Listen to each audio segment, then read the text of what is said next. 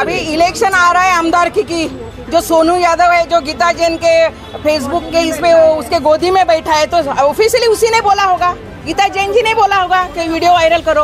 और जो दीपक ठाकुर है वो मेरे मालूमात के हिसाब से रवि व्यास के साथ रहता है हमेशा, उसने बोला होगा। तो ये सब इंक्वायरी पुलिस करने वाली है, वो जो कुछ है वो तो आगे आने वाला है। का महिलाचं सन्मानाचं बोलती आहे, तेच मला काय सांगते की सोनू यादव त्यांच्या मांडीवर बसले। मग तुम्ही बोलताना भान ठेवलंय का? तुम्ही बोलताना जरा पण भान ठेवलंय का? तुम्ही ज्यासाठी तिथे जाताय ते तुम्ही काय साध्य करताय? हे जे 2 दिवसांनी व्हिडिओचा जे इश्यू चाललाय आणि पोलीस स्टेशन मध्ये जे आज घटना घडली काल, तर त्यासाठी बरेच पत्रकारांचे फोन मला आले आणि मला असं वाटलं की प्रत्येकांना वेगवेगळी बाईट देण्यापेक्षा आपण एखादा सगळ्यांना एकत्र बोलवून त्यांच्या मनात काय आहे ते विचारून आपण त्याचा जाब द्यायचा। हे घटना जे घडली काल रात्री एक FIR झाली आणि FIR करताना तिथे जे महिला नगरसेविका, माजी नगरसेविका होती, त्यांनी असं सांगितलं की हे गीता जैन आणि रवि व्यासच्या सांगण्यावरून झालंय। रवि व्यासचा पार्ट आहे, तुम्ही त्यांना विचारा, पण मी असलं कुठलेही मी इंटरेस्ट घेतलंही नव्हतं आणि हे घटना झाली त्याआधी मी व्हिडिओही बघितलं नव्हतं। दुसरं, हे जे घटना झाली ते मूळ कारण शोधा, ज्यांनी हे व्हिडिओ शूट केलाय, ज्यांनी व्हायरल इथपर्यंत पोहोचवलाय।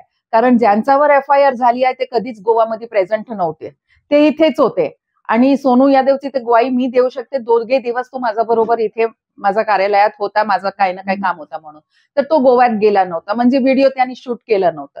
जे व्हिडिओ इथे आला त्याला त्यांनी काहीच मस्ती मॉर्फिंग काहीच केलेलं नाहीये, छेडछाड केलेली नाहीये, अश्लीलता टाकलेली नाहीये। जे व्हिडिओ आला तेच व्हिडिओ त्यांनी दाखवला।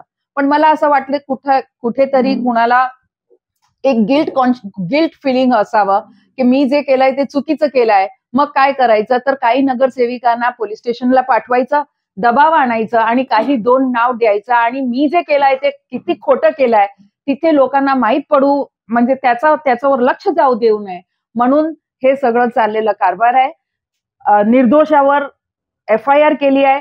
पोलिसांना जर FIR करायची होती तर सगळ्यात पहिला नाव ज्यांनी व्हिडिओ शूट केला, भले ते अनोळखी असो, ते टाकायला पाहिजे होता। मूळ काय आहे, पहिले ज्यांनी ते बनवलं अनोळखी व्यक्तीवर तुम्ही पहिले करा, मग ज्यांनी व्हायरल केला आणि जवळजवळ मला वाटतं हजारो लोकांनी ते व्हायरल केला, फक्त हेच 2 नाव का? मलाही 10-15 माणसांनी ते पाठवलंय, मग त्यांचे नाव FIR मध्ये का नाहीये? बस मला तेवढंच विचारायचं आहे। आणि हे जे टॅक्टिक आहे का कुठेतरी आपले एकतर मग ते घाई गडबडीत परत यायचं कुठे गेलेले असेल तिथून आणि मग काही नगरसेविकांना तिथे पाठवायचं, साथी नगरसेवकांना, मग दबाव आणायचा आणि पोलिसला काय ना काय करायला लावायचं, जेणेकरून पूर्ण जगाचं लक्ष तिथे केंद्रित असू दे आणि मी जे खोटं केलंय ते बघू नाही दे।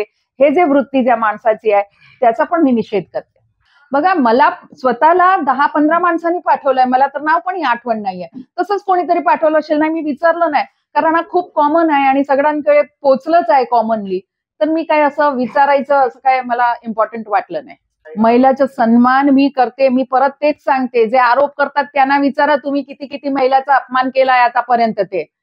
मग ते 15 पासून मी एक घटना जर सांगितली ना तर त्यांना असं वाटणार, अरे बाबा खरंच मी हे सगळं केलंय, आणि त्यांना माहित आहे मी अपमानच करत आलोय आतापर्यंत। त्यांनी बोलू नये महिलाचा सन्मान, आणि जे महिला नगरसेविका महिलाच्या सन्मानाचं बोलतीये तेच मला काय सांगते की सोनू यादव त्यांच्या मांडीवर बसले। मग तुम्ही बोलताना भान ठेवलंय का? तुम्ही बोलताना जरा पण भान ठेवलंय का? तुम्ही ज्यासाठी तिथे जाताय ते तुम्ही काय साध्य करताय?